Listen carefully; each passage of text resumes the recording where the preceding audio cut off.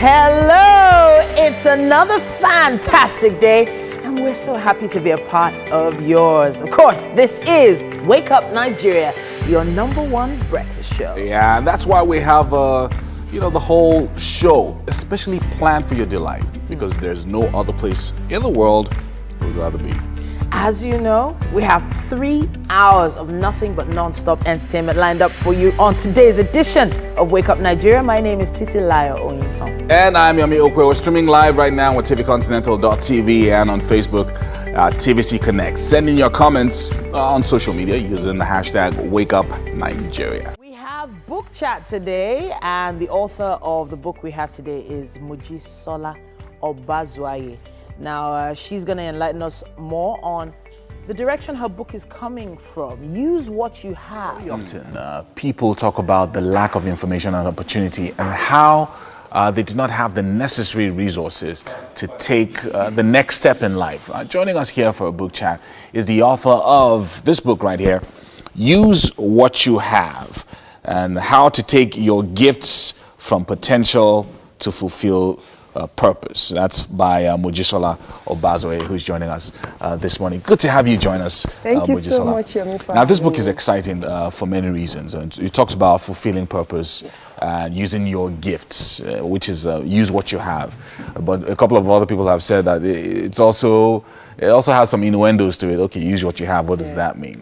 But you started this book with a compelling story about how, at the height of your career, you lost your job. Yes. Tell us about that story. So I just got to work on a beautiful morning and I was made redundant. Wow. And everything I've worked for just went like that, out the door. I wasn't expecting it. I wasn't thinking that could ever happen to me. But I was kind of complacent in the position I was in. This just woke up something inside of me, and that was when it all started for me. I asked myself this question: who am I? Who do I want to be? And where do I go from here?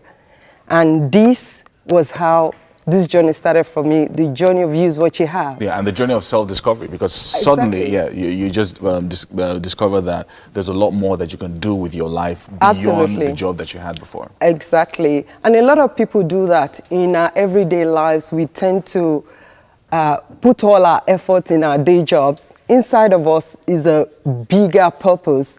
Inside of us is a calling that God has designed for us. As you know, the book is faith-based. Yes. And inside of me, I knew there was so much I could do. I could speak. Now I speak at international stages. And now I've written 2 best-selling books. This is the first one, Use What You Have. Now I mentor different people from different parts of the world. Now I have an image consulting business, and I still have a day job. Yeah. So, so it's a lot of things, but it took that the shake up from being on a regular job, which was all you were doing before. Yes. It took that shaking from the foundations for you to then begin that journey of discovery. But do you think that needs to happen with everyone, or are there some people who find their way through another means? Absolutely. In life, when we face challenges, there are 2 things that could happen. It's either we feel sorry for ourselves, we wallow in self-pity, and we lay in bed and not want to go out, feel depressed or discouraged. And on the other hand, you could pick up yourself up and say, no, there's so much to me. And this was what I did. I asked myself that question: who am I? Who do I want to be? And I started the journey of self-discovery. Where I was 5 years ago is not where I am now. So in all of our lives, there's a purpose inside of us. We don't have to wait to be made redundant before we discover the God-given gift that we carry inside. It's now time for everybody to get up and begin to look within themselves. A lot of us, there are a lot of writers around us.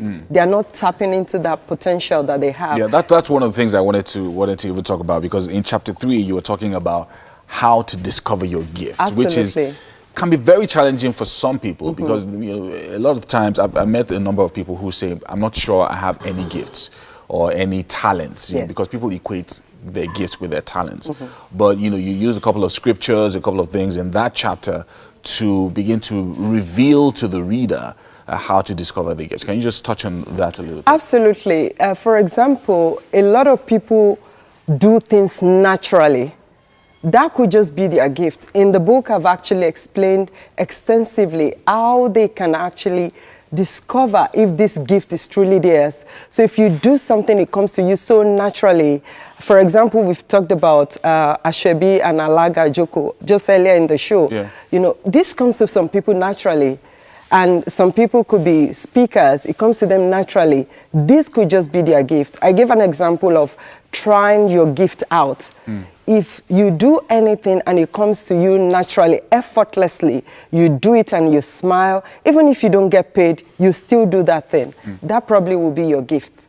Right. So, and other ways, one of the ways I discovered my gift is that I threw myself into the things I was doing. So I did as much. I did some trial and error and see, are these the things that I truly enjoy? So that could just be a way to discover your gift. There's one of the parts of the book where you talked about dealing with fear, because it's a big challenge for many people. If you live in this part in Africa, in Nigeria, and you have a job, people usually say, "Thank God you have a job." Yes. And so people don't want to take risks. You know, there's that fear factor in taking steps to fulfill your purpose. Yeah. What would you say to such people? All right, I will take it back to Nigeria. One of the people that really inspire me is Teju Babyface. So he said at the time when he wanted to be a comedian, his father was like, no, you've gone to school, you have to look for a day job and go to work like every normal people. He decided, no, I'm not going to do this. Daddy, this is what I want to do. Then he would sneak out of the house to pursue his dream. Where's Teju Babyface today? I know he's gone to the academy in Daystar to do a lot of training programs, leadership programs. You have to be willing to take a risk. You have to be willing to take chances because you never can tell what will happen. In your day job, your job is not guaranteed. You could come into work like I did 5 years ago and could be made redundant. So you have to be willing to take chances. You have to go. And if you fail, you know you have tried. Right. I'll finish with one quote from Miles Monroe. He said, one of the best days in our lives is the day we were born. And the second best day in our lives is the day we discover our purpose. All of us must find, live, and fulfill purpose. If we don't do that, we go to job unhappy. A lot of us just work because we want to pay bills.